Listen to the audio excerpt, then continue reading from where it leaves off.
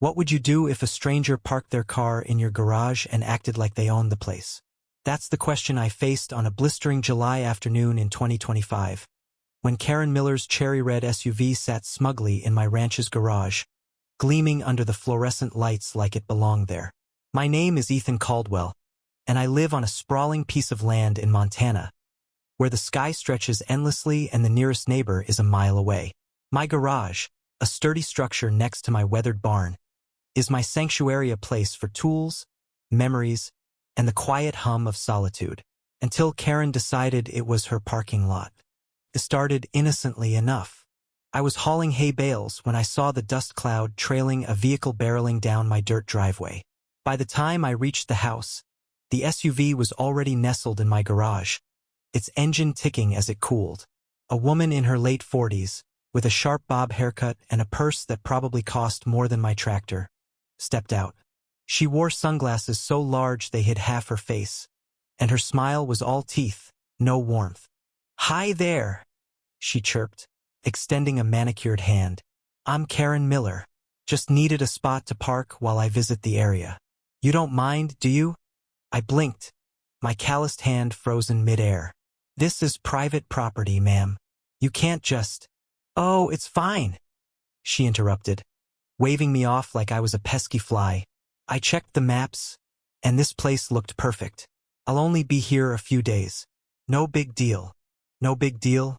My blood simmered. This wasn't a public lot. It was my home. I tried reasoning with her, explaining that the garage was for my equipment, that I didn't know her, that she couldn't just claim my space. But Karen had an answer for everything, her voice sharp, her logic twisted. She said she was a free spirit, traveling to find herself after a messy divorce. She claimed she'd been driving for hours, needed a break, and my garage was convenient. When I suggested she move to a motel in town, she laughed, as if I told a joke. "I'm not hurting anyone," she said, tossing her hair. "You've got all this space out here. Why be so selfish?" Selfish. The word stung, but not as much as her entitlement. I could have called the sheriff, but the nearest station was an hour away, and I wasn't in the mood for paperwork. Instead, I felt something snap inside me, a reckless, primal urge to teach her a lesson. I looked at the garage door, the heavy padlock dangling from its latch, and an idea formed, dark and satisfying.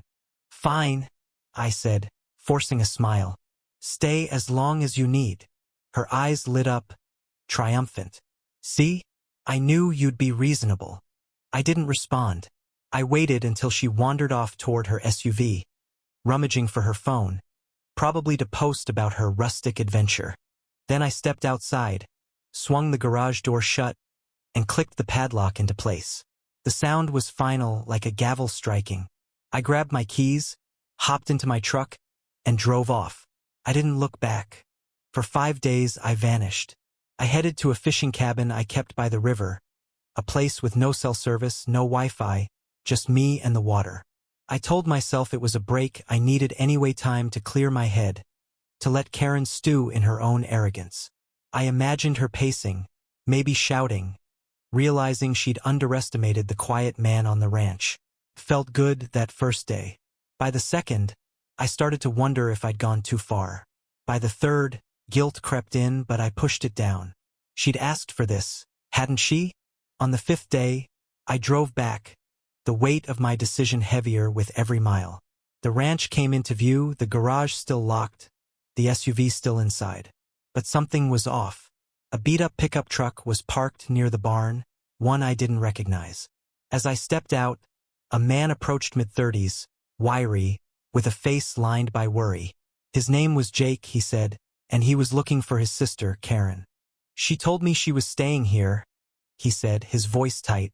"Said she found a nice guy who let her park in his garage. But I haven't heard from her in days. Her phone's off. Is she here?" My stomach twisted.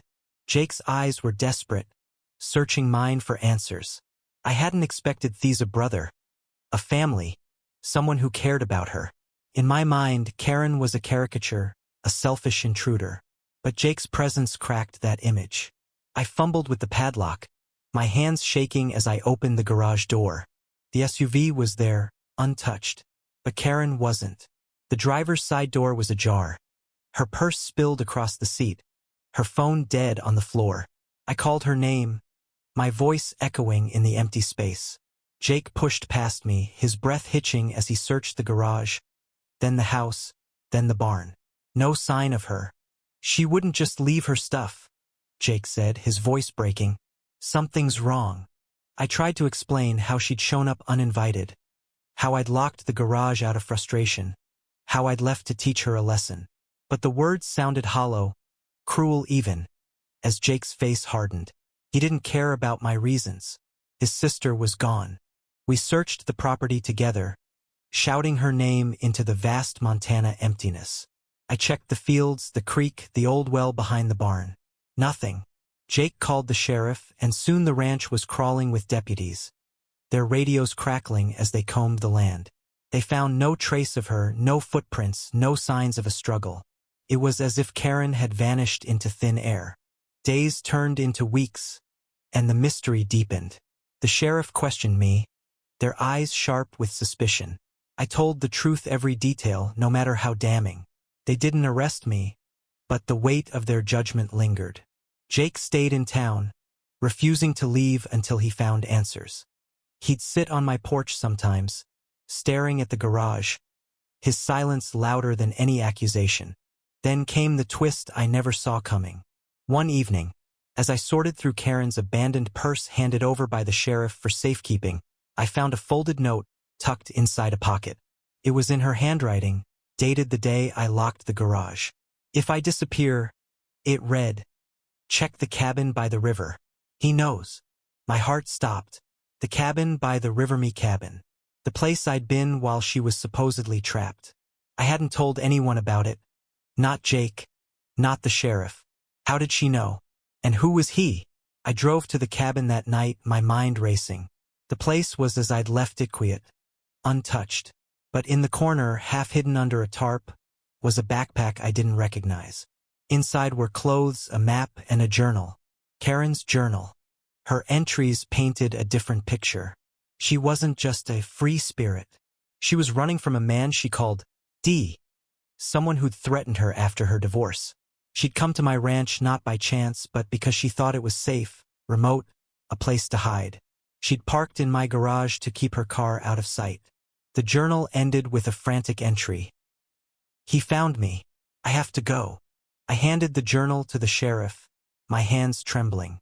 They reopened the case, now suspecting foul play, but not by me.